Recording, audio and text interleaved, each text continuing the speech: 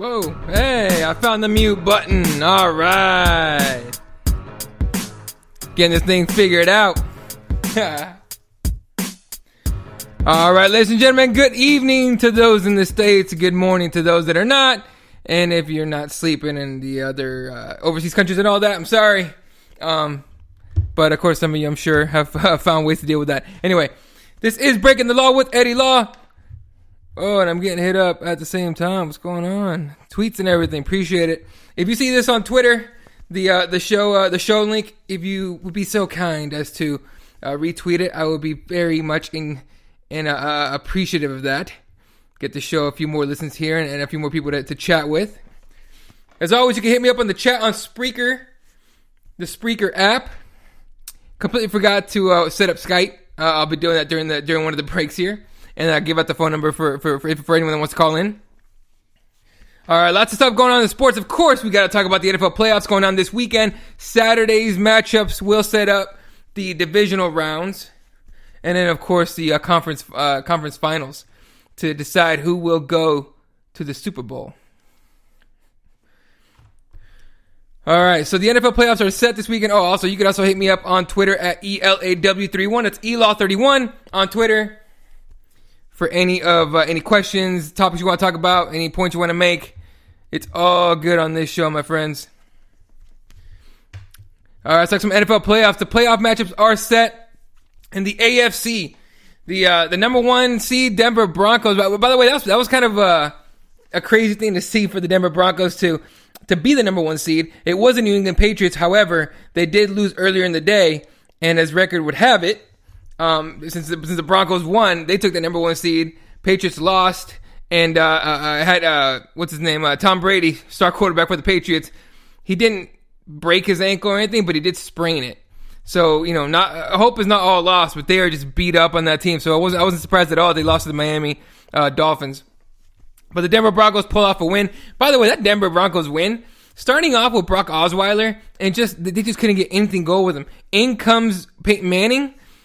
And right away, boom, let's go. Getting the scores in, beating the Chargers and taking the number one seed. So what's important about the seeding here, for those that don't know? Number one seed guarantees home field advantage throughout the playoffs, and that is huge. Like in basketball, in each series, the highest seeded team gets home court advantage. But all that means is you get the first two games at home, and then the next two games are away. But for sure, but in basketball, home court advantage means the last game, the seventh game, if it goes that far, will be on your home court. In football, if you have home field advantage, every game that you have other than the Super Bowl will be at home. Unless the Super Bowl is being held in your stadium, then you just lucked out. So the Denver Broncos are the number one seed. And the number two seed New England Patriots will not be playing this weekend. They are on a bye week. They get a week to get everyone healthy, to start working on game plans, and basically sit and watch and see who their opponent is going to be. All right, so this Saturday we get two games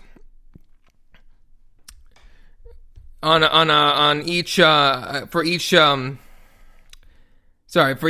two games each on the AFC and two for the NFC. On 8:15 p.m. Pittsburgh, whatever. On the 9th, this weekend, on Saturday, there you go. On Saturday, we got Pittsburgh at Cincinnati, and we get Kansas City at Houston. Real quick, let's break down Kansas City Chiefs at Houston Texans. Kansas City is the 9th ranked offense, third ranked defense. They are efficient as they come. Now, if the Chiefs get turnovers, they win. That's just what they do. If they get turnovers, they're going to win that game. If they don't, they will struggle.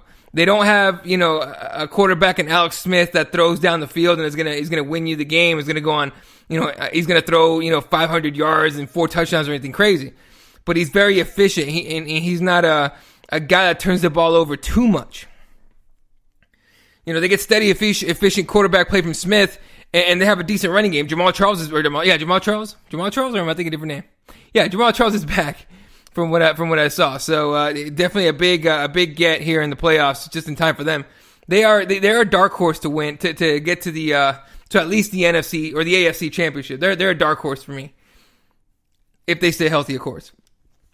The Houston Texans are 7th ranked defense, but just barely decent in offense. They're kind of middle of the pack as far as the ranking goes there.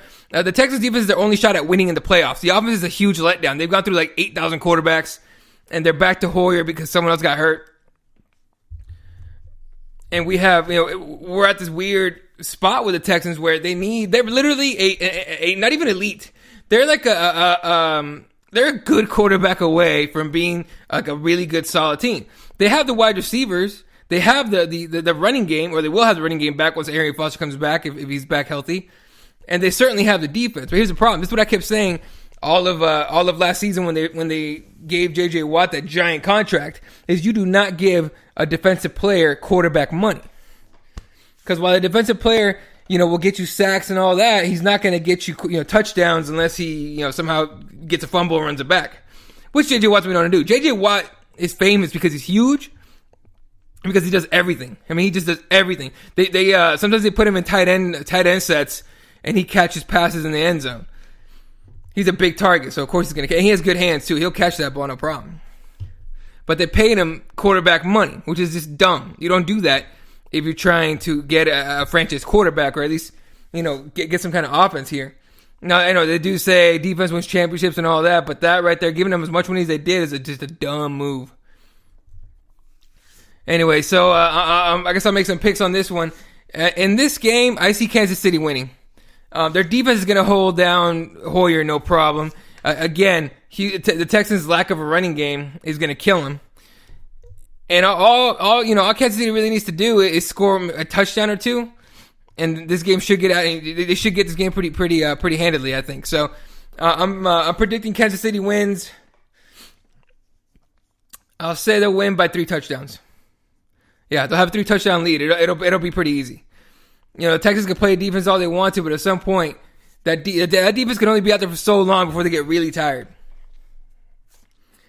And my buddy Nick Pilecki tweeting in saying, Texans make it to the second round and Redskins lose the first round. I think he only says that because he hates the Redskins. So, but you know what? I could see that actually happening because Redskins have Green Bay. We'll talk about that in a second. All right, the next game here, the Pittsburgh Steelers at Cincinnati Bengals. Pittsburgh has a 4th ranked offense, 11th ranked defense. Now, Pittsburgh lost D'Angelo Williams this last weekend to a knee injury. No word on if he's going to be available on Saturday. They better hope he is, because the next guy up is some dude that literally picked off the street. So they better hope D'Angelo Williams can play. Again, Bell has been out. He's out for the season. Torn. I think he blew out his knee, I'm pretty sure. So, Pittsburgh's game is a passing game, right? Their weapons are Ben Roethlisberger, Antonio Brown, Martavis Bryant, and Wheaton. Like it's the 3rd ranked passing offense, so they need to score points and in bunches. Now Pittsburgh's front 7 is solid on defense, but their secondary has played awful for the most part this season. So they're gonna have to pressure that quarterback and stop him. Stop either Andy Dalton if he's back or AJ McCarron from getting the easy passes, because they've changed the offense for AJ McCarron. They made it easier for McCarron. So as we all know, Alabama quarterbacks are not the best ones. He's probably like doing the best out of anybody in the last 10 years. Anyway, so Cincinnati on the other hand, 7th ranked offense, 2nd ranked defense. They will stop people. Now they balance offense between passing and rushing really well. They have 2 running backs that are starter caliber in Bernard and Hill. But it's a very, very balanced offense. What we don't know is if McCarron or Dalton are going to be a starter on Saturday. The thing is, Pittsburgh doesn't know that either. And it matters because if it's AJ McCarron, the Steelers could find a way to expose the young quarterback. In Tomlin and that staff in Pittsburgh, a lot of Pittsburgh fans are not happy about about Tomlin. Some people are actually calling for Tomlin's job. I'm not. I don't think he should be fired, but he's a smart quarterback. Or quarterback coach. He'll find a way to put pressure on McCarron. And if it's Dalton, they're used to that guy, so they know how to play him. And it'll be a tough game for Cincinnati, I think. However, Bengals defense is a kind of defense that'll punch you in the mouth and score on you. If the Steelers turn the ball over, please believe the Bengals will find a way to make them pay. Vontae Burfict was going to fight somebody for sure. Pac-Man is quietly having a pretty good season. And, before when Adam Jones, Pac-Man Jones, was playing for the Tennessee Titans, he was one of the best cornerbacks in the game, and he was getting in trouble, talking all that stuff. Ever since he got to Cincinnati, quiet as a mouse, not a word, and that's exactly what the right move he should have done. A lot of professionals actually should take example from him, because he used to be all over the news for bad news, though. Just nothing good coming out of that guy. Now in Cincinnati, quiet, and the only one that's causing trouble is Vontae Burfict. And if you watched him at Arizona State, you're not surprised at all. So who wins this game? It's a tough one. It's going to be very close. But I think Cincinnati's going to pull it out here and knock Pittsburgh out in the first round. I don't think Pittsburgh fans would be surprised at all. I think it'd be a huge upset if the Steelers win. And so I think it's going to be Cincinnati moving on here from the first round, and Kansas City moving on to the next round as well. In the NFC, we got a couple tweets here. All right, Michael Day is saying Texans will not go to the second round. I'm with you. I agree. Nick doesn't agree with you, but I do. in the NFC, the number 1 seeded Carolina Panthers get to sit at home and relax and wait for their next opponent. And number 2 Arizona Cardinals are at home as well. Both get bye weeks. Both are just going to heal up, get better. The Arizona Cardinals definitely need that week off to figure out what happened yesterday. That game was a game that was very, for a lot of fans that don't understand football, that was an eye-opening game to them.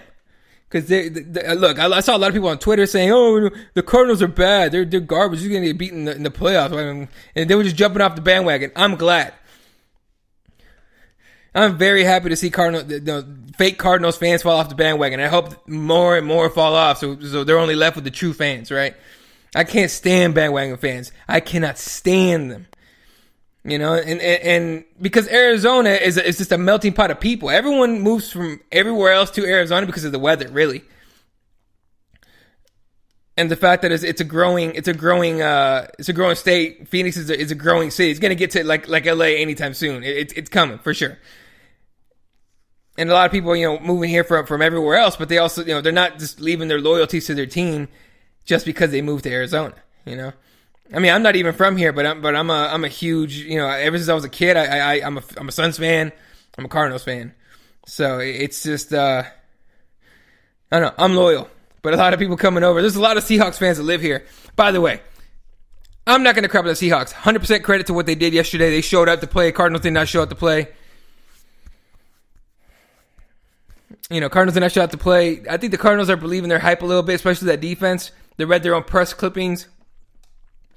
And I think that's what bit him in the butt. And I think Bruce Arians is going to make sure that keeps biting them all week. Kind of, hype those guys up, get them ready for the playoffs. And because they can't be playing like that in the playoffs, because they're gonna get either Minnesota. If Minnesota beats Seattle, they get Minnesota, and if Washington beats Green Bay, they get Washington. They're gonna get the highest seeded of the 4.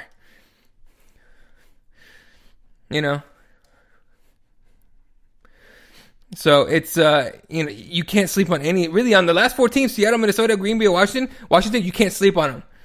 Maybe Washington. Washington's kind of weak. And I know Arizona beat the crap out of the Green Bay Packers when they last played, but I don't think that's indicative of the talent in Green Bay. I just think the Cardinals, the defense was just pissed off and they wanted to play. So, anyway, the Cardinals and the Peds get to sit back and relax. So this Sunday, we get 2 games on Saturday, 2 games on Sunday. On Sunday, we get Seattle Seahawks at Minnesota Vikings, and we get Green Bay Packers at Washington Redskins.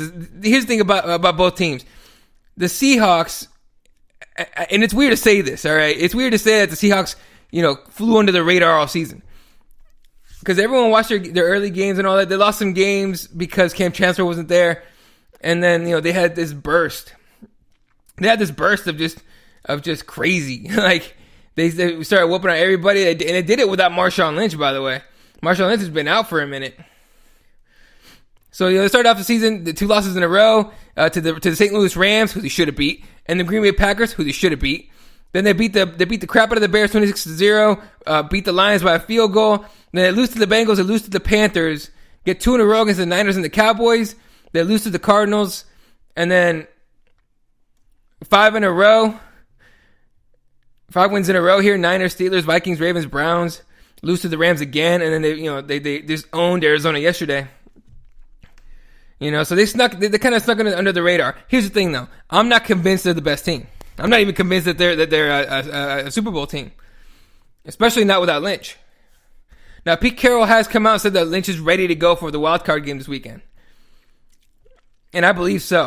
He went out with hernia surgery, if I remember correctly, and he's finally back. So it's gonna be a rough game for that Minnesota defense, but I think they can handle it. Anyway, so the Seahawks here. If we're looking at the matchup, Seahawks Vikings, it's gonna be a good game, and it's gonna be. Let's look at the guys involved in it, right? Russell Wilson's thrown 34 touchdowns, over 4,000 yards this season, only 8 interceptions. Teddy Bridgewater is slowly getting better, very slowly, but slowly getting better. Mind you, he doesn't need to throw that much. You don't need to throw that much when you have a guy named Adrian Peterson, behind you to hand the ball off to. But Bridgewater threw for a little over 3,000 yards, 14 touchdowns, 9 interceptions. The running game for Minnesota has been their key, basically. Over 1,400 yards and 11 touchdowns for Peterson. He actually got the rushing title yesterday. Now here's what it is: that the receiving core for Minnesota is not that great, so the Seahawks defense should be able to limit them, if not shut them all down. But Doug Baldwin for Seattle has been on a crazy tear. That guy has been very just insane. That's all I can say about that guy. I just can't. I don't know. I don't know where that guy came from. I'm happy for him. He's actually a really nice guy. But he's also a Seahawk, so I can't, I can't go too much into, being a fan. But anyway, so, what can we expect from this game? Minnesota's defense is I hate to say that. I don't want to say they're bad, because they're not bad. They're actually kind of solid, but, and a lot of people are going to be like, oh, what are you talking about? They're better than, whatever. And I'm just like, eh. Let's look at Minnesota's record. They started off with the loss of the Niners. They got 2, they pulled off wins against teams that they should have beat, right? But the loss of the Packers earlier in the year, and then they beat them yesterday. They lost to the Cardinals by a field goal. It's just they're a solid team. They can't sneak up on you and hurt you. And with Adrian Peterson back there, you never know what's going to happen. So it's the Seahawks will, I think, are going to find a way to shut down the passing game and make Adrian Peterson beat him. And with Michael Bennett right there waiting for him, it's going to be very, very difficult to, it's going to be very difficult for Adrian Peterson to basically run the Vikings into the next round. So who am I picking this game? I hate to do it. I think Seattle wins this game, and they're going to win it handedly. Moving on to the next round against Carolina. So they're just that's a team that's just too good, and they snuck up on everybody. So I'm going to pick Seattle to beat Minnesota.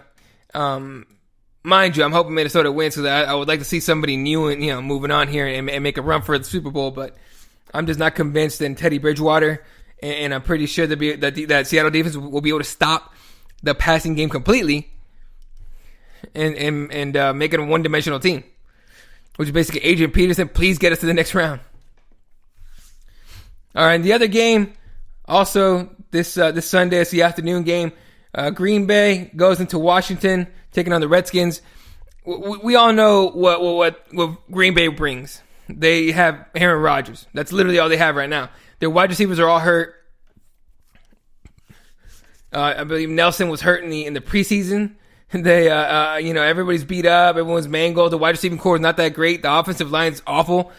You saw Packers against the Cardinals. Aaron Rodgers was sacked 8 times.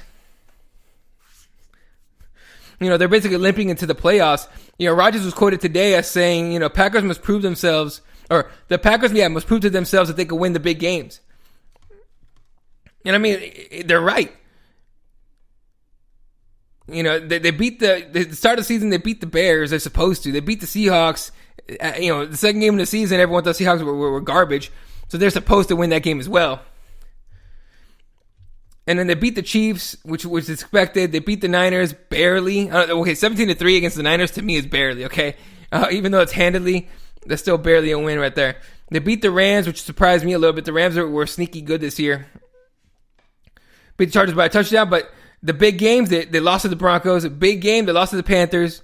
And then after the Panthers, they somehow lost to the Lions. And really, they didn't win any big games. I mean, they beat the Lions, the Cowboys, and the Raiders. You're supposed to beat those teams. Then getting massacred in Arizona, and then losing to the Vikings yesterday. And that was a big game for them. They needed that win. They couldn't pull it off. So, it sucks. The health is what's been killing these guys. For Green Bay, and it's all on the shoulders of Aaron Rodgers at this point to make something happen, make those receivers do something. Eddie Lacy, he's an Alabama running back, has just not had the season everyone was hoping he was going to have. Everyone thought this was going to be the year Eddie Lacy was going to just go beast mode and just, Green Bay would turn into a very balanced team, and they're just not. Eddie Lacy's been overweight the entire season.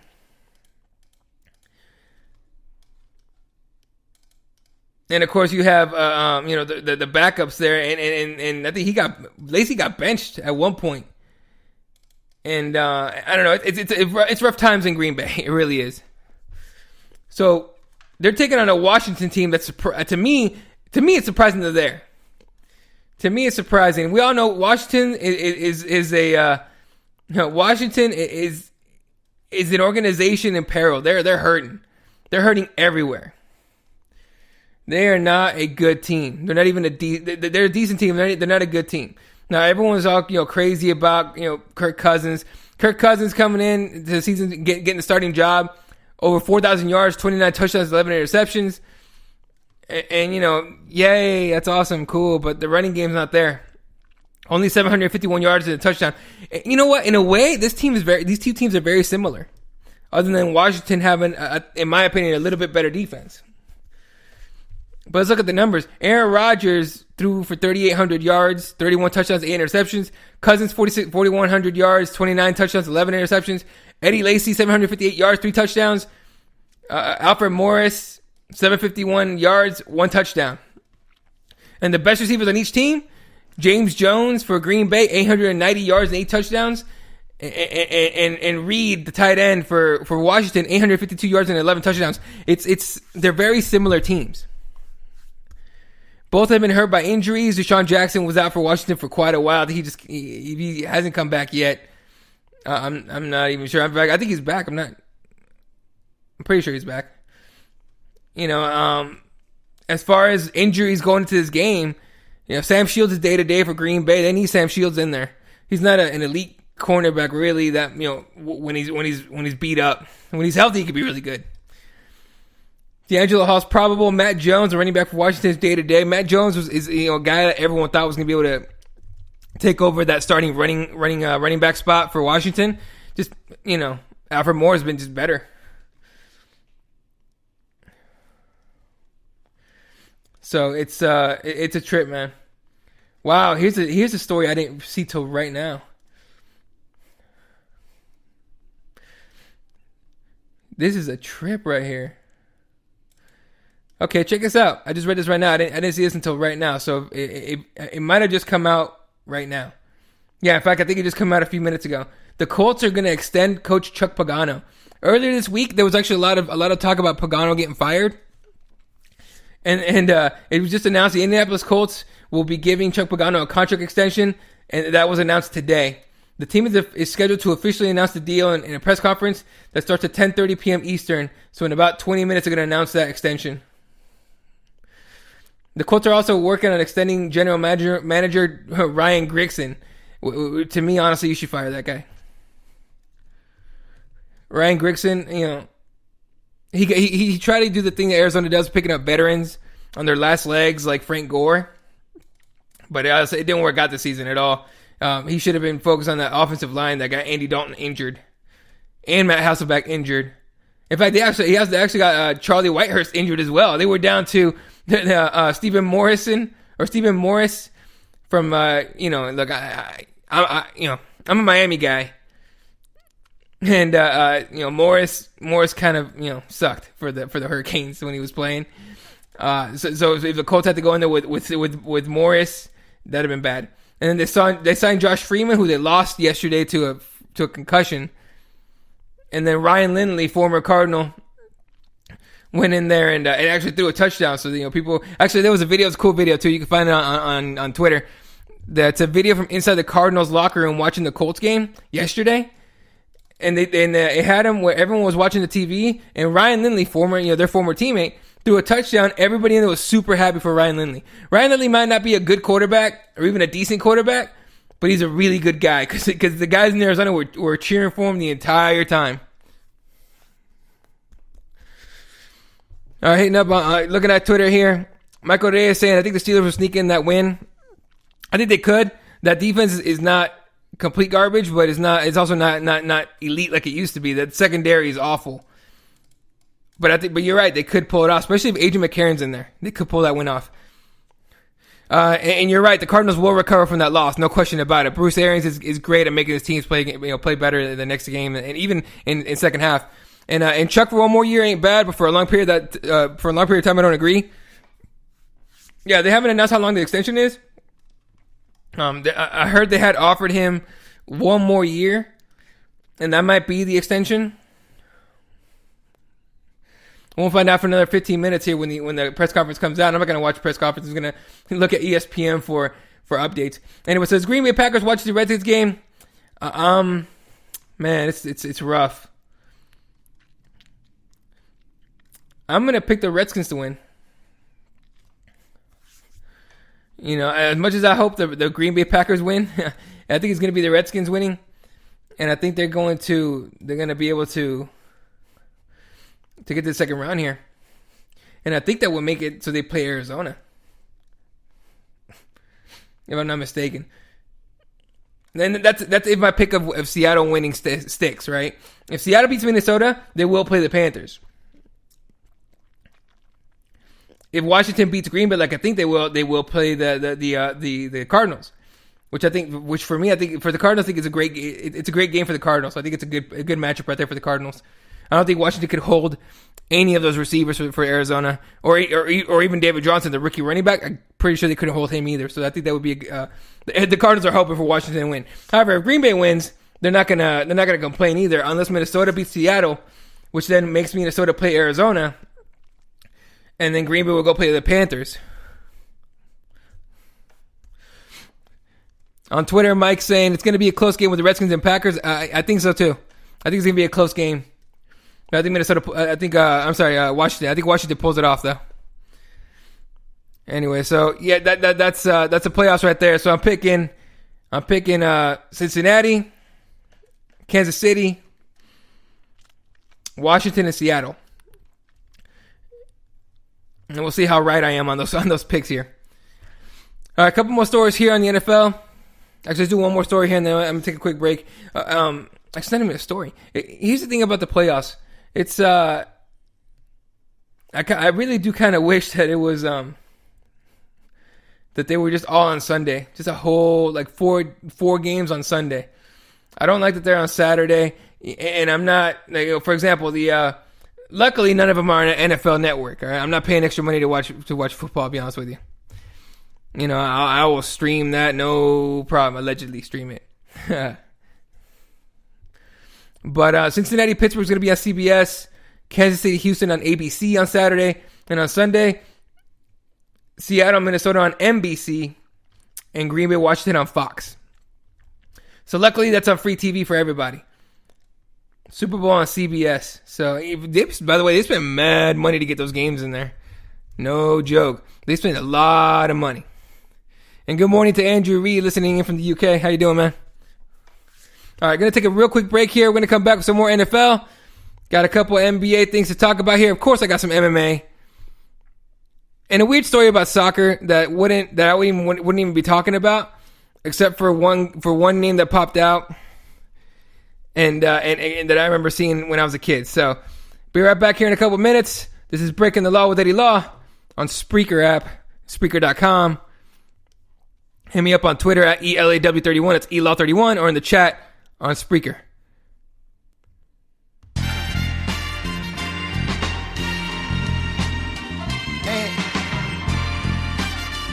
Yeah.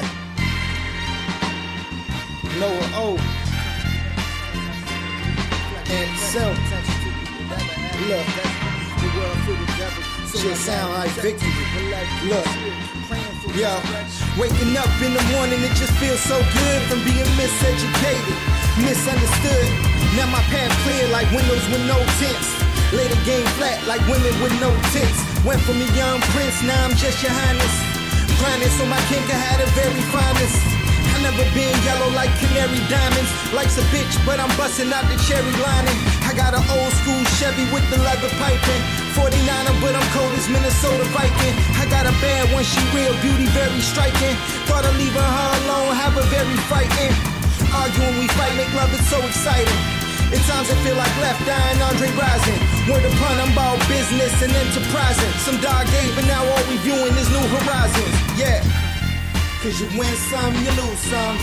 But if you learn your lesson, you ain't lose none. I face a lot of tests, but I ain't lose one. I face a lot of tests, but I ain't lose once. Cause you win some, you lose some. But if you learn your lesson, you ain't lose none. I face a lot of tests, but I ain't lose once. I done face a lot of tests, but stay away from the bullshit. Suckers contagious, police evade them. I move like a raider, still independent. My lifestyle major. Got kicked out school 8th grade with a pager. Said I won't gon' be shit. My teachers was haters. Quit playing 9th grade, ball like a Laker. Move funds online, get that PayPal paper. High in the foreign, but had me a scraper. Still ride old school, white like tofu. Asian like Liu Kang, charged up Goku. Life though you shade, better keep your cool. Yeah, it get hard at the shit that we go through. I'm plugged into the bullshit, I'm disconnected. I got whole business mind, Tupac's message. I got yay mentality till I reach Dre's salary. Bullshit heavy, gotta lose more calories. Yeah, cause you win some, you lose some. But if you learn your lesson, you ain't lose none. I face a lot of tests, but I ain't lose one. I face a lot of tests, but I ain't lose once. Cause you win some, you lose some. But if you learn your lesson, you ain't lose none. I face a lot of tests, but I ain't lose once. I done face a lot of tests, but still undefeated. Cause you win some, you lose some. But if you learn your lesson, you ain't lose none. I face a lot of tests, but I ain't lose one. I face a lot of tests, but I ain't lose once. Cause you win some, you lose some. But if you learn your lesson, you ain't lose none. I face a lot of tests, but I ain't lose once. I done face a lot of tests, but still undefeated.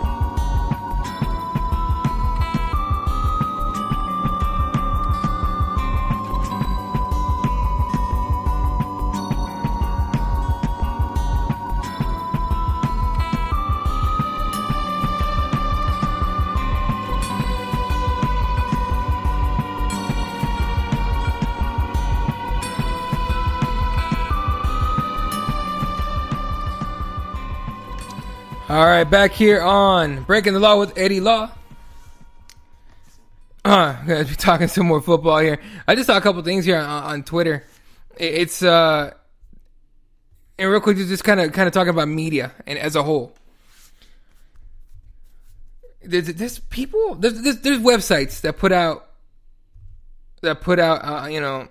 content, anything that could be articles, blog posts, garbage, whatever it is. And I always see them get like 1 million retweets, and it's always like, what the hell? Who's actually retweeting this garbage? But it turns out they have they have 30 different accounts that they have that tweets the same article out. Because I just read that they replaced Dennis Bermudez. Dennis Bermudez actually was injured. I think he has like a staph infection, and so he's out of UFC Boston. And they just replaced him with an undefeated RFA guy. But I was trying to find out who it is, and it's. I don't like to click on links if I don't have to, so I was trying to see if anyone actually tweeted out the name. And instead, it's just a bunch of the same freaking link to the same stupid website. It really is irritating as all hell, I'll tell you that. Anyone that watches me on Periscope or any of the other shows that I do, it knows my frustration with the media these days and quote-unquote journalists. I don't think journalists really exist anymore, real ones anyway. All right, so the guys replacing Dennis Bermudez at UFC Boston is Luke Sanders. Luke Cool Hand Sanders. Undefeated. He's 10-0, 30 years old, out of the MMA lab in Glendale, Arizona, and Nashville MMA in Tennessee. He's won by 6. He has 6 knockouts on his record, 1 submission, 3 decisions. And he's had 1 fight. At the RFA Legacy Super Fight, he won by decision. He won all 5 rounds against Terrion Ware. Before that, he only has 3 decisions on his record, so it's not a bad replacement there. So I don't mind the replacements whatsoever. That actually should be pretty good. And that's super late because that's next weekend. Not this weekend, but that's next weekend. That's gonna be a trip for a guy to jump in on super late notice like that. It's gonna be crazy. All right.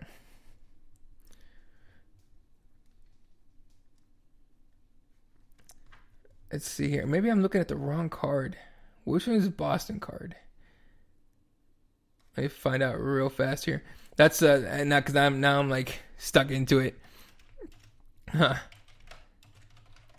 But anyway, so that's the thing about MMA though. Everyone always gets hurt. Yeah, it is a Dillashaw card. Okay, so it is a Dillashaw card. So I'm not wrong about that. It's this weekend. So it's Maximo Blanco against Luke Sanders. Sanders making his UFC debut. Maximo Blanco is not a punk. That dude is legit. I was really hoping for that. I was really looking forward to that Bermudez Blanco fight. That was going to be hands thrown. So then we get Blanco against Sanders on super late notice. All right. Back to football here. A few stories here, none bigger, in my opinion, than Tom Coughlin stepping down. He resigned today. As you know, Tom Coughlin, now former head coach of the New York Giants, he's a guy that I think spent most of his career on the hot seat. And if you know anything about New York sports, and honestly, New York, Boston, Philly, East Coast sports, to me, here's the thing: living on the East Coast, being a really cold place, has to make some of the most bitter people ever. And that, honestly, that's no disrespect whatsoever. If I was living in the snow for most of the year and I had to shovel snow for most of my life, I'd be pissed off too.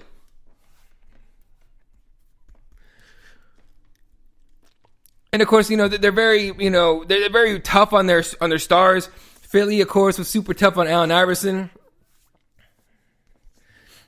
Philly was super tough on Allen Iverson to the point where that dude, he never wanted to leave. He loved Philly, but there was times where he was just pissed off all the time. They booed Donovan McNabb when he was drafted when the Eagles drafted him out of Syracuse, and they booed him all the way to the Super Bowl, where they booed him even more when they lost. I think he played that game with the flu, if I remember correctly. And it's just, to me, it's just East Coast sports. So all those fans are just tough people. On the West, meanwhile, everyone's relaxed. It's nice weather in California. It's nice weather in Arizona. No one's mad. If the Lakers win or lose, Lakers fans don't know if their team's winning or losing. I think it was Jimmy Kimmel went out there with a camera a couple years ago. and went around asking people, do you think the Lakers are going to win the title? The Lakers didn't even make the playoffs that year. In fact, they haven't made the playoffs in a minute, but he went around asking people in LA, do you think the Lakers are going to win the finals? And everyone was like, most of the people they got were like, yeah, of course, absolutely, we're going to win, go Lakers, yeah, Kobe. And then, their face when they were told that the Lakers didn't even make the playoffs was just funny. But in the West Coast, to me, it's just the culture in the West Coast is just so relaxed. So no one's harsh on their teams, In the East Coast, it's different. You grew up rough. And my theory is this: if you have to deal with icy roads, growing up in life, basically growing up driving on icy roads, having to shovel snow. Growing up and everything, and going to school and 6 feet of snow, uphill both ways for 3 miles, 5 miles, 10 miles, whatever it is, you're probably gonna be a little pissed off, and you're gonna, when your team suck, you're gonna be a little more angry. So, anyway, so Tom Coughlin was on the hot seat for a long time. 12 years with the Giants, 2 Super Bowl titles, and he has resigned. I'm assuming they told him, look, man, you either quit or we fire you. Do you want to be known as the coach that got fired? And I'm sure maybe Coughlin knew. I mean, look, Coughlin invited his entire family to the game yesterday. In fact, before the game started, during warm-ups, he had his grandkids out there with him. It's a guy that was taking, to me, it was a guy that was taking the moment in with his friends and family, taking the moment, and he knew it was over. 69 years old, 2 Super Bowl championships. He should be a legend in New York, but he's not. There's a lot of people that still don't like him. So Coughlin's released a statement saying this, quote, I met with John Mara and Steve Tisch this afternoon, and I informed them that it was in the best interest of the organization that I stepped down as head coach. I strongly believe the time is right for me and my family, and as I said, the Giants organization. It has been an honor and a privilege to serve as head coach of the New York Football Giants. This is not a sad occasion for me. I have spent 15 years with the organization as an assistant and head coach, and was fortunate to be part of 3 Super Bowl winning teams.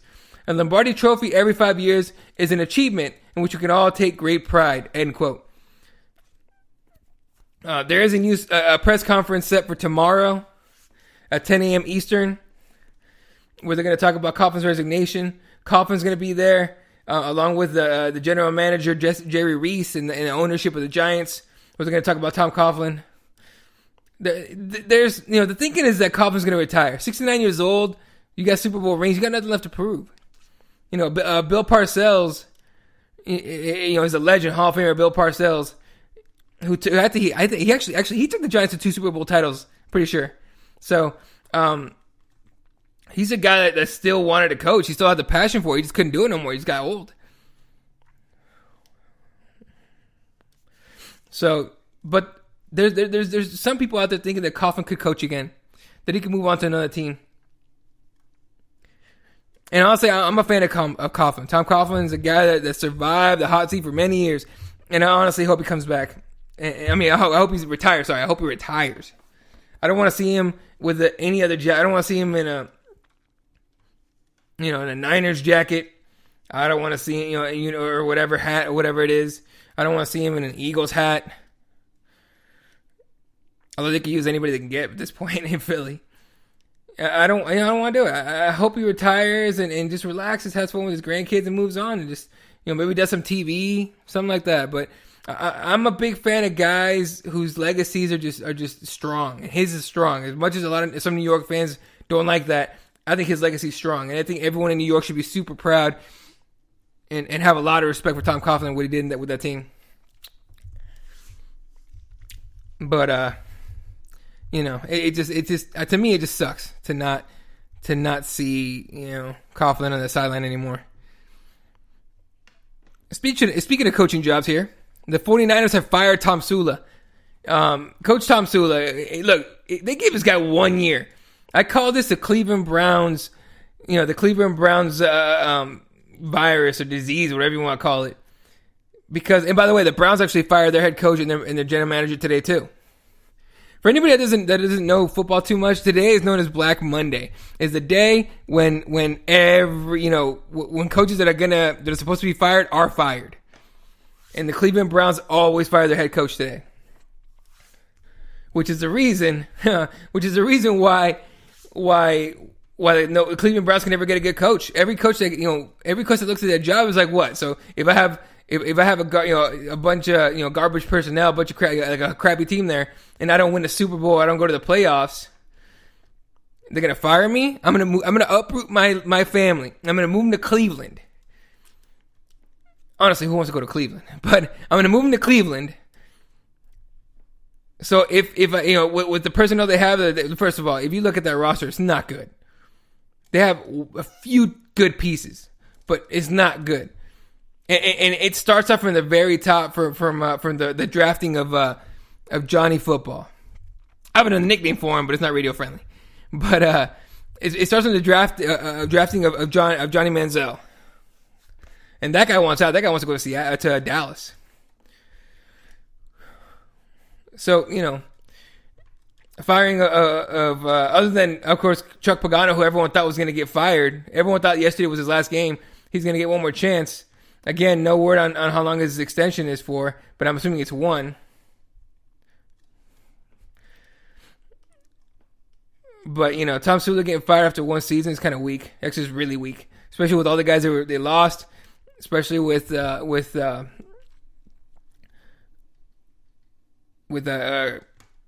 Colin getting just being awful, the quarterback. And they had to go to their backup, Blaine Gabbert, who honestly is not a good quarterback, but he had better games than Colin. So it's a trip there. But who are they going to pick up for that Niners job right now? Word is, and the rumor is. The rumor is that, oh wow, I just saw some really interesting news. I'll share it in a second here. But rumor is that Chip Kelly's representatives have actually reached out to the 49ers to try and to see what the interest is in hiring him. It almost seems like owners and GMs out there are looking at Chip Kelly almost as a person that they don't want. So Chip Kelly has to reach out to the Niners to find out about the job. So that's what sources are saying. To take over for Tom Sula there, for Jim Tom Sula. And honestly, he'd be a good pickup, especially with Colin Kaepernick there. He'd be a good pickup. I think Colin Kaepernick could definitely run that system that he runs. The Tennessee Titans also don't have a head coach yet. They did fire Wizen Hunt early in the year. Chip Kelly could go there. And Coach Mariota again, but I think he wants to go somewhere warm. He just spent a few seasons in Philly where it's cold, everyone's pissed off. Why not go west? Go to San Francisco where everyone's happy. No one, only the hardcore fans take that team seriously, honestly.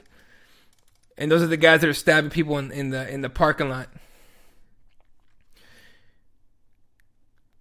So if Chip Kelly goes to the Niners, that's a big pickup for them. I do think that he would do good with them, and and the NFC West would just get more insane.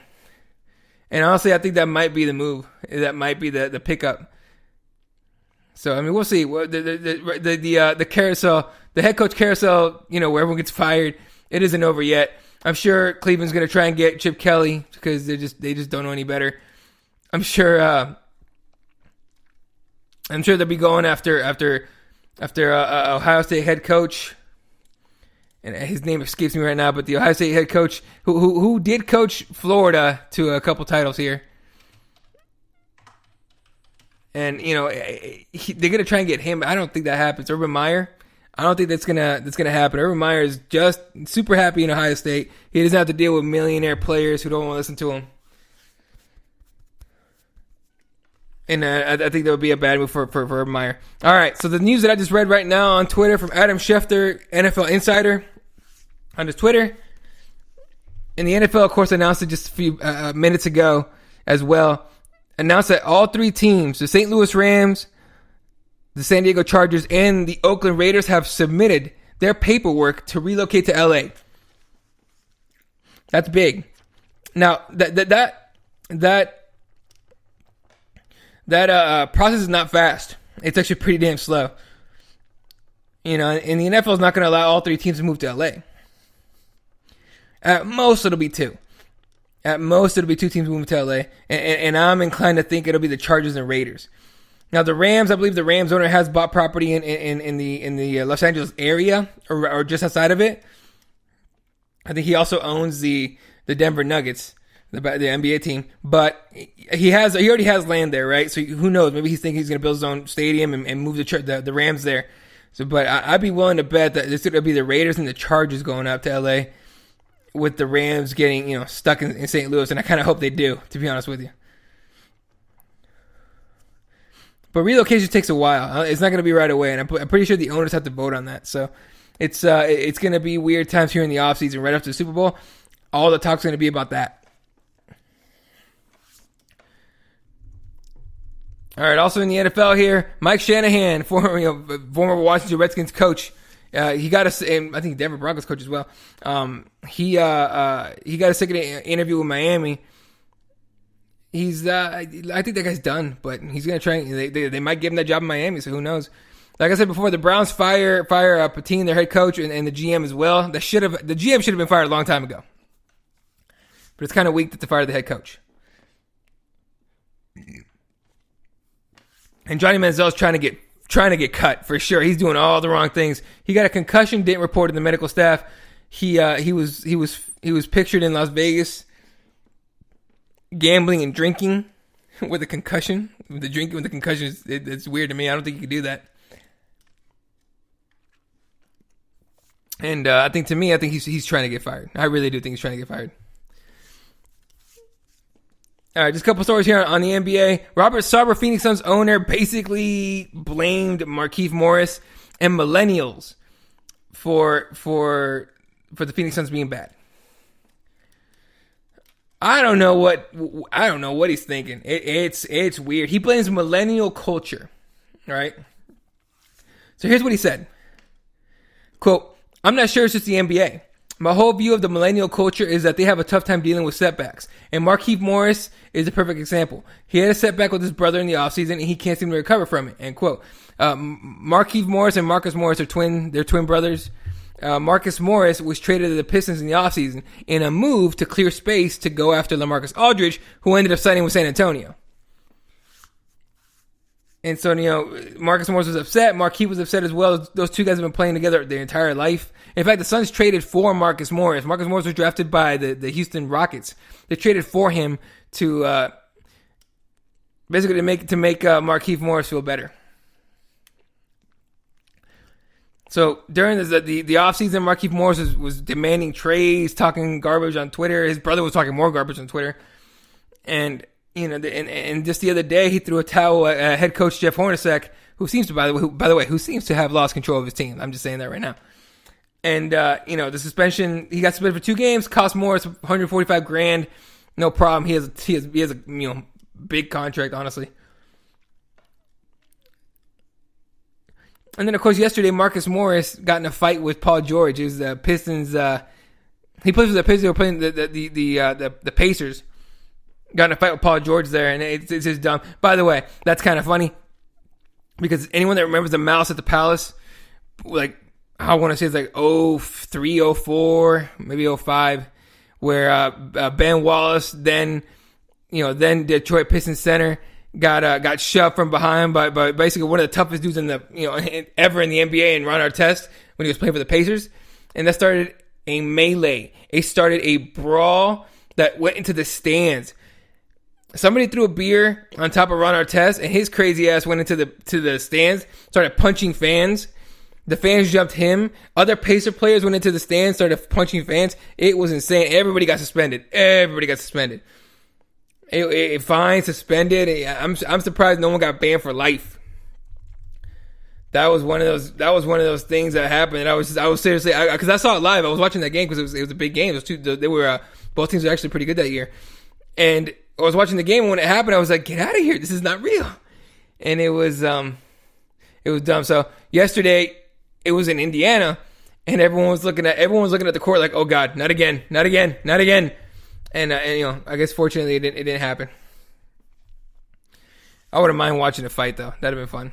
In the NBA, go back to the Jordan rules where if Michael Jordan came down the lane, anybody in a Detroit Piston uniform was to take his head off. Yeah, those are real playoff games, man. That was when we didn't get ticky-tacky fouls and nobody could get away with flopping because they didn't work.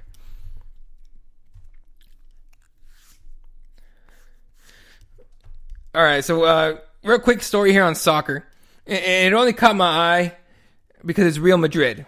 So Real Madrid has basically fired their manager, the coach, and Rafa Benitez. And word is that I never knew how to say his first name, but Zidane. If you guys remember in the World Cup, he headbutted a dude. One of the Italian guys for talking about his sister. Supposedly he headbutted the guy, and the Italian, like a professional soccer player would, flew back like he just got hit by a mortar in the chest. Zidane's a hothead, and he was coaching I think the B team for them.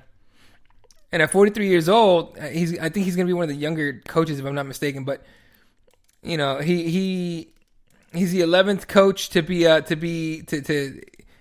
under Florentino Perez, who's the club president.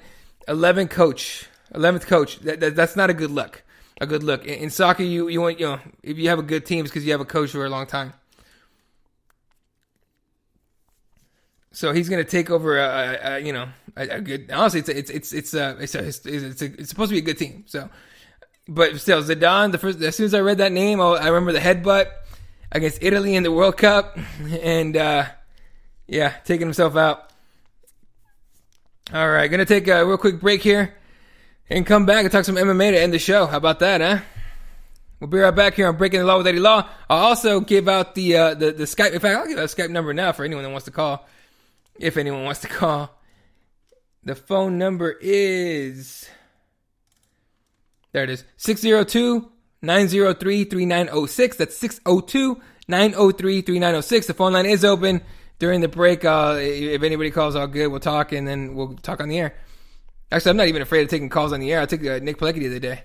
And Andrew Reid saying Zidane is a lunatic. Yes, he is. From everything that I've read about the guy and seen him in the World Cup and everything, the guy's he's not all, he's crazy. All right, anyway, we are back on Breaking the Law with Eddie Law. Hit me up on Twitter at elaw31, on the chat on Spreaker app or Spreaker.com, and the Skype machine. All right, be right back.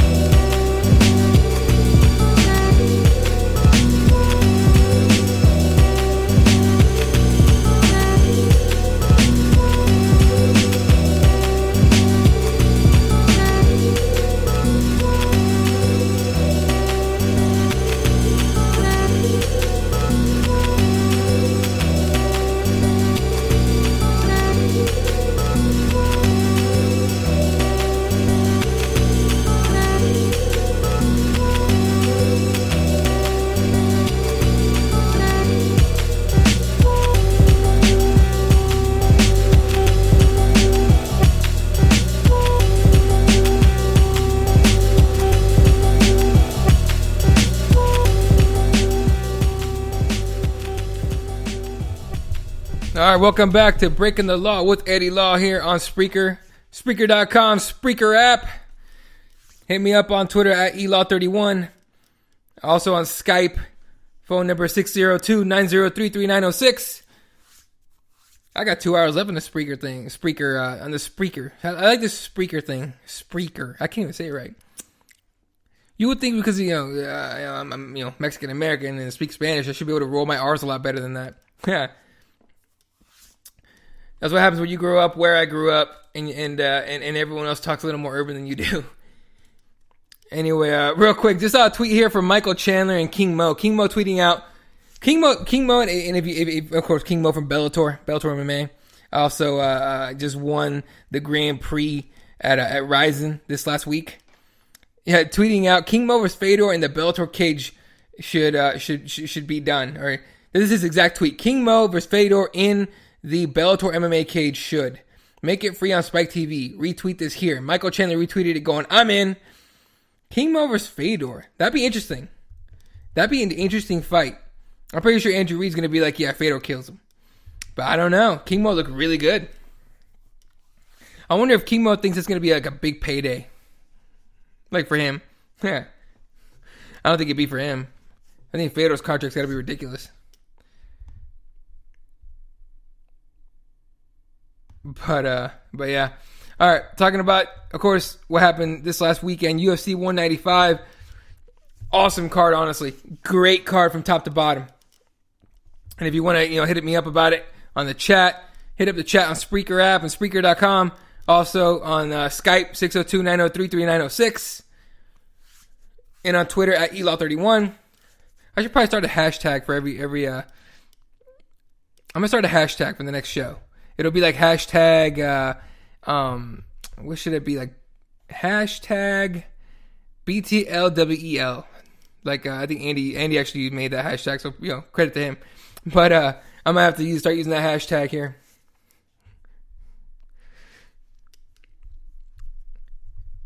Anyway, it's weird. Anyway, sorry, I just saw weird tweets everywhere. But King Mo against Fedor would be I think it'd be fun. I wouldn't mind seeing it.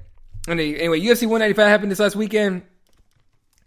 Card was great from top to bottom. First fight of the night, Sheldon Westcott gets Edgar Garcia, takes his back, puts him on the ground, flattens him out, and TKOs him.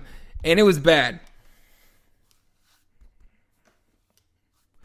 It was really, really bad. The ref, Chris Tognoni, took his time, basically let Edgar Garcia get punched to hell at the and it was at that point where Westcott's kind of looking at him like, dude, are you gonna stop this fight or not? and the ref was kind of like, nah, hit him a few more times. I think he could still defend himself, and Garcia was not defending himself whatsoever. Andrew Reed saying, I suggested Mo against Fedor to my son today. They won't give him to Fedor yet. Far too risky. 100%. You're absolutely right. I think it is way too risky. They want to get a few more fights out of Fedor. Want to get a few more fights out of King Mo as well. Or at least a couple more fights, right? Fedor's a big name. I think King Mo would be a risky fight for Fedor, especially now. Like we saw him against a guy that against Singh, who was intimidated from the get go, and honestly had no business being in the ring with him with Fedor. King Mo's a legitimate MMA fighter, a legitimate mixed martial artist that I think would give Fedor a run for his money. So you're right. I think it's too much of a risk right now, but I would love to see the fight anyway. Anyway, after Sheldon Westcott got that TKO win, Michinori Tanaka take a decision over Joe Soto, which I did not agree with. I thought Joe Soto won that fight, but it laid the groundwork for what ended up happening later in the night in the main event. These judges gave Tanaka 2 rounds out of the fight here. Oh no, yeah, they did. It was split decision. It was weird because Tanaka did take the center of the cage more. He did push forward way more. And he did get 3 takedowns on Joe Soto, which is weird because Joe Soto is a wrestler. But Tanaka took him down 3 times. And the judges definitely look at that. And they definitely looked at how long Tanaka was in the center of the cage pushing the action. And Joe Soto was on the outside. And it happened a lot. Even if Joe Soto landed way more punches than Tanaka and caused a lot more damage on the feet, Tanaka did take, push the action, pressured Soto more, I think, and took the center of the octagon more than Joe Soto did. So you got the split decision there. And the featured Fox Fight Pass prelim, Dustin Poirier gets his decision win over Joe Duffy in honestly a dominating fashion. Joe Duffy is he's the other Irishman who's got hype behind him, but it's not as big as Conor McGregor, obviously. But he did have some hype behind him. And he's a mixed martial artist. Took a break from MMA, went boxing and all that. I thought that was going to help him in his fight. Turned out it didn't, because Dustin Poirier at 155 is a monster, has mad power, speed. Finds the angles a lot better, and he's just a beast overall. Took Duffy down a few times. Ended up, Duffy actually crushed Dustin Poirier's nose pretty badly, to the point where he's bleeding out like no other. And Dustin Poirier got the blood all over Joe Duffy, and he's actually trying to get it in his eye, supposedly. It was pretty funny. Kind of messed up, because that shit hurts, but pretty funny. But Dustin Poirier is now a hot name at 155. One, maybe two more fights, and you could see him, do something crazy. Maybe challenge for a title, possibly, depending on who he fights, of course. All right, on the first FS1 prelim, Drew Dober gets the decision win over Scott Holtzman. In a way, that was kind of weird. Holtzman's the grappler out of these two. Dober's a Muay Thai guy, and it turns out Dober developed some kind of wrestling game, because he took Holtzman down anytime he wanted to. So that's kind of how he won that fight. Justine Kish comes back from a knee injury to beat Nina Ansaroff by decision. And Alex Morano takes a split decision over Cal Noak. A lot of people were actually upset about that one, saying that was a bad decision. I don't think it was. I think Noak was too safe in that fight, which is weird because he was bleeding everywhere. But I thought he was a little too safe in that one. And Morano gets that win. Good for him. Late replacement, like a week notice or something like that. All right, after that, in the first fight on the main card, on the featured prelim on Fox Sports 1, Michael McDonald gets a rear naked choke win over Masanori Kanehara in the second round. Nice to see him not injure his hands, and he uses jiu-jitsu to win. It was pretty good. He was actually in trouble at one point, I think, on a guillotine. And if I'm not mistaken, a guillotine. And he got out of it and was able to pull off the win. So that's pretty big for McDonald to come back after 2 years off and get a win. All right, the first one on the main card, Abel Trujillo gets a guillotine choke on Tony Sims. For sure, I did not think this fight was going to end in any kind of submission. I thought for sure someone was going to go into sleep. Someone's going to get knocked out. Either Abel was going to, throw a haymaker on Tony Sims to knock him out, or Tony Sims was going to, pepper Abel Trujillo a bunch of times with his more technical striking, and TKO Abel in the third round, and once Abel, couldn't breathe anymore. But nope, Abel Trujillo catches him in the guillotine, takes him out, and gets a win here.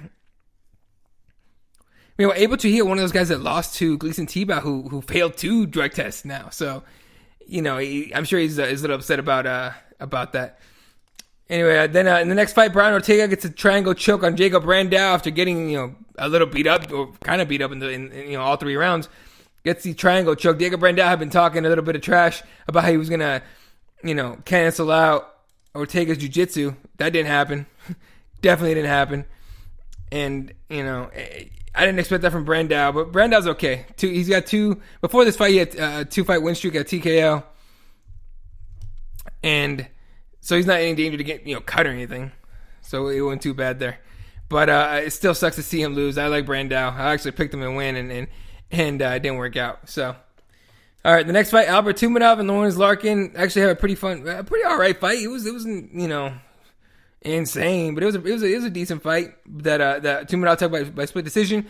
Then Stipe Miocic knocked out Andrei Arlovsky in a nasty fashion, honestly. I mean, he threw like 3 or 4 knockout punches, and they all hit him. They all hit Andre and took him out. So, the rise of Andrei Arlovsky is kind of over, pretty much. Stipe wants his title shot.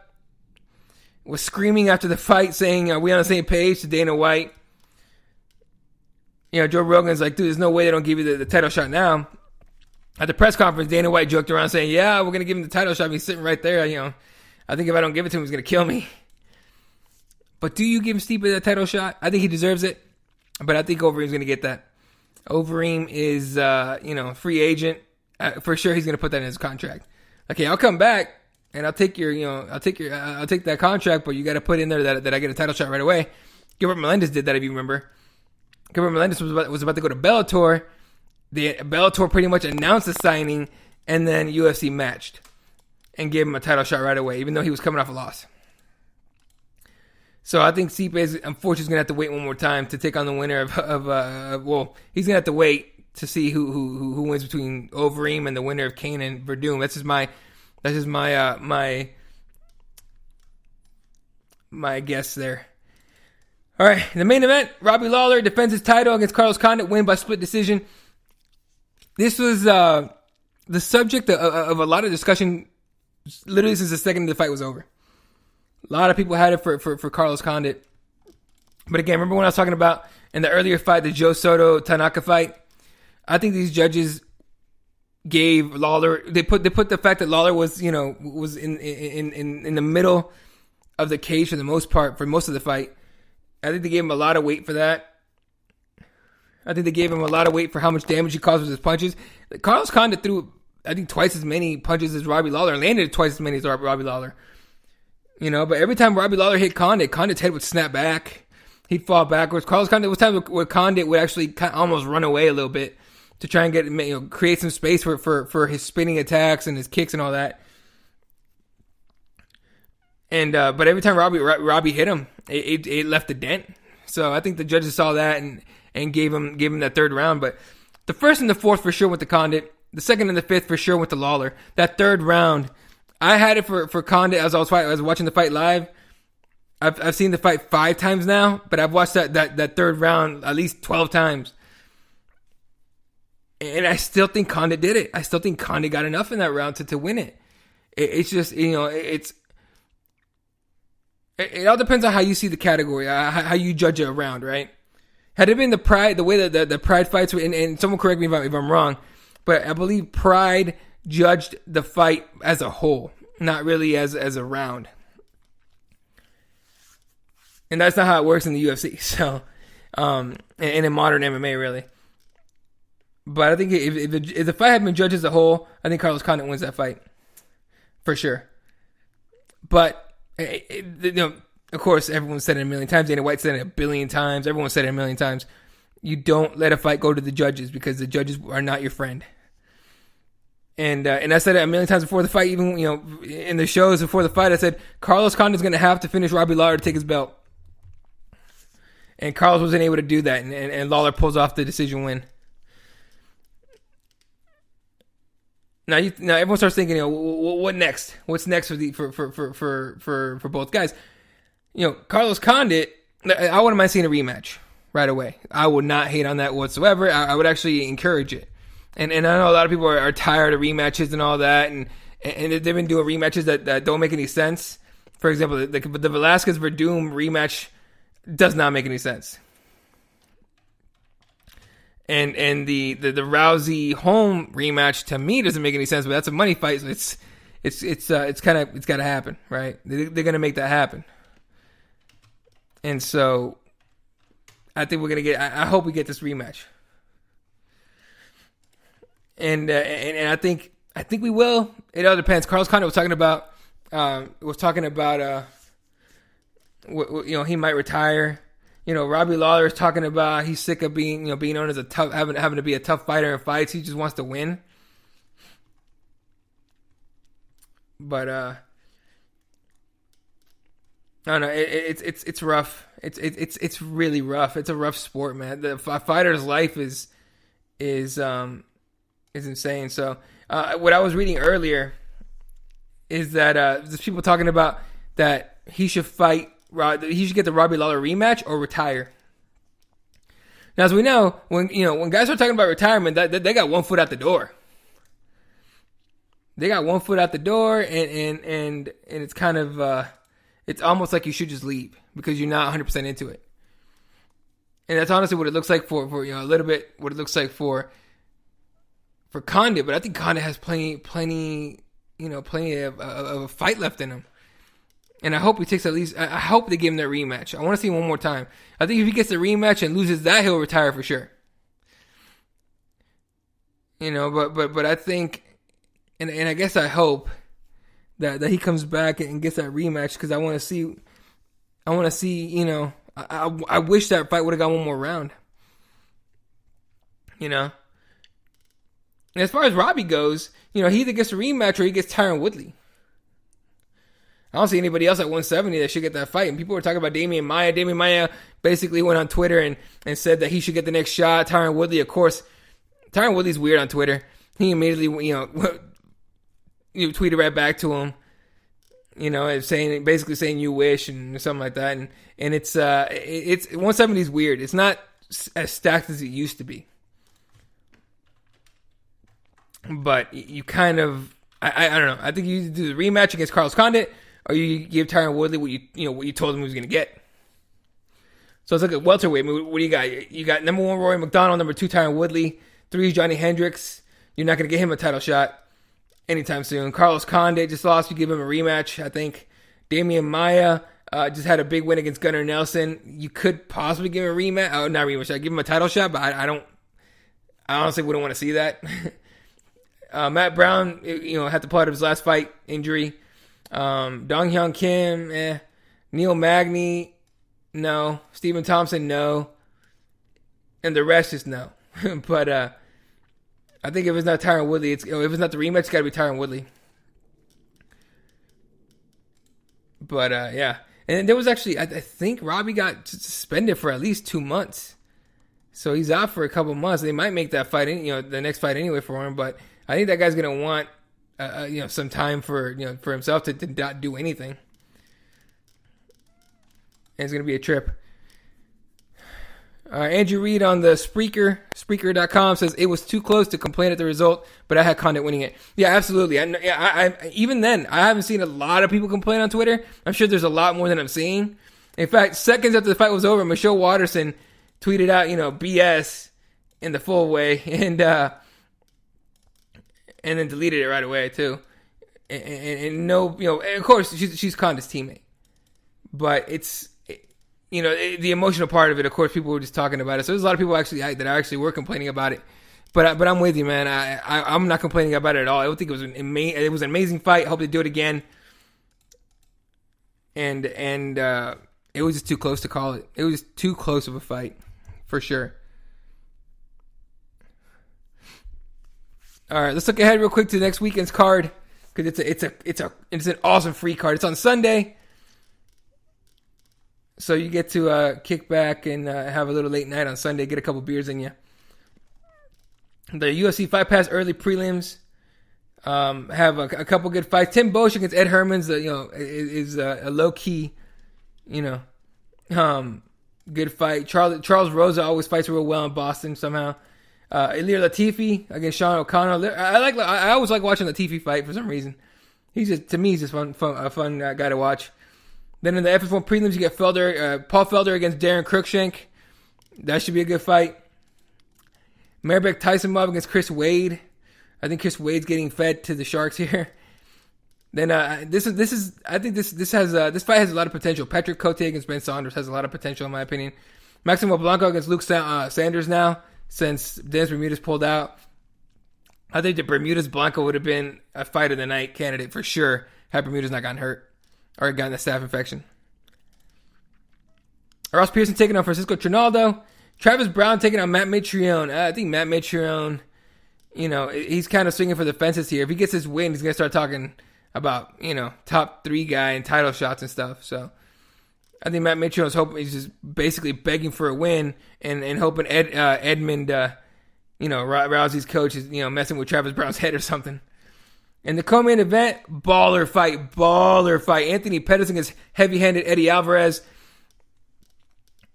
First time we see Anthony Pettis in a while, so everyone's kind of curious to see if he's healthy, if he's able to get that form back that he had before he lost to RDA or got mauled by RDA. Eddie Alvarez, meanwhile, heavy puncher. You always want to see that guy fight. And in the main event, Dominic Cruz coming back for his belt against champion TJ Dillashaw. I'll tell you this about Dillashaw, and this is no disrespect, it's an observation. And it's going to sound like disrespect, though, so that's what I'm saying. that I don't mean it as disrespect. They had him on that one-on-one with John Anik during the UFC 195, the pay-per-view. TJ Dillashaw can't talk trash worth anything, and he's not mentally quick enough to defend himself or talk trash back to Dominic Cruz. Meanwhile, Dominic Cruz, psychological killer, psychological mass murderer. And he made TJ Dillashaw sound like a stammering idiot in so many interviews now. There's so many times where they put him together. And I'm inclined, first of all, to think Dominic Cruz has won a psychological battle. TJ Dillashaw is he's not in the middle of it anymore, but he's coming off a very, crazy time in his life where he moved from Sacramento to Colorado to be with Dwayne Bang Ludwig, changed camps and everything, had to go through all that drama. Conor McGregor got to him too a little bit on the tough season. Calling him a snake in the grass and all that and whatever and whatnot. And, and on top of that, he's just mentally not really witty. He's a great fighter, but he's not, mentally he's not witty. He's not quick. And Dominic Cruz took advantage of that, made him sound really stupid. And I'm thinking between now and next Sunday, it's going to be a lot of fun watching Dominic Cruz just tear him to pieces just with his words. Andrew Reed on the chat saying Cruz has this. You know what? I'm picking Cruz as well. I'm picking Cruz to get his belt back. And of course, and I hate this, and I'm glad it's a free card because I think that means Mike Goldberg won't be on it. It is a Fox Sports 1 card, so I'm hoping it's Anik and Brian Stan and not Goldberg, because Goldberg will say a million times over and over again, Cruz coming back to get the belt he never lost in the cage. He said that a billion times at 194.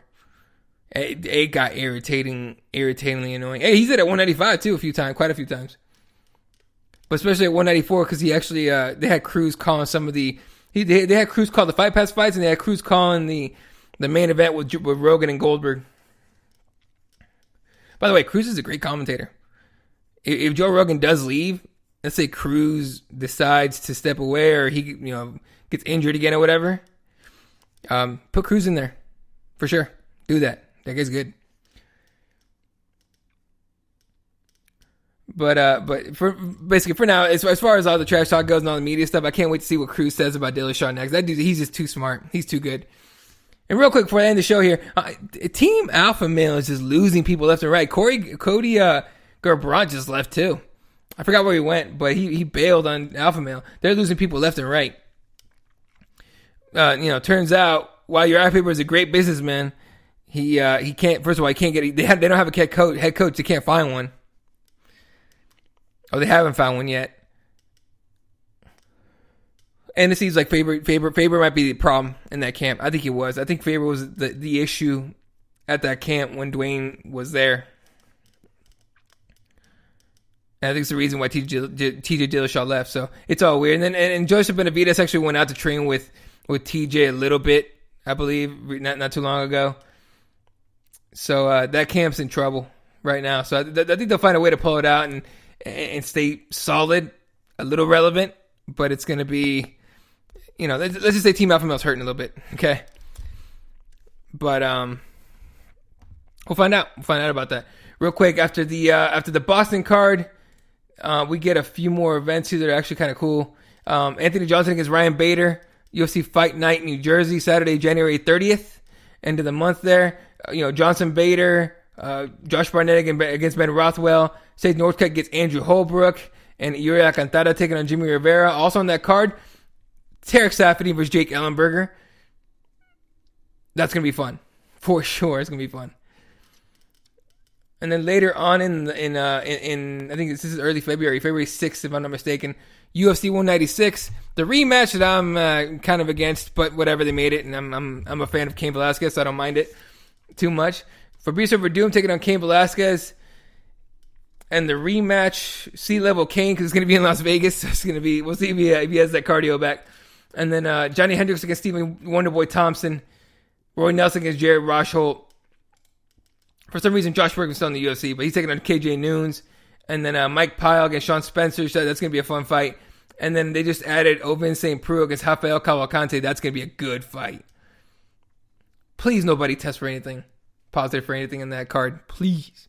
That's a low-key good fight.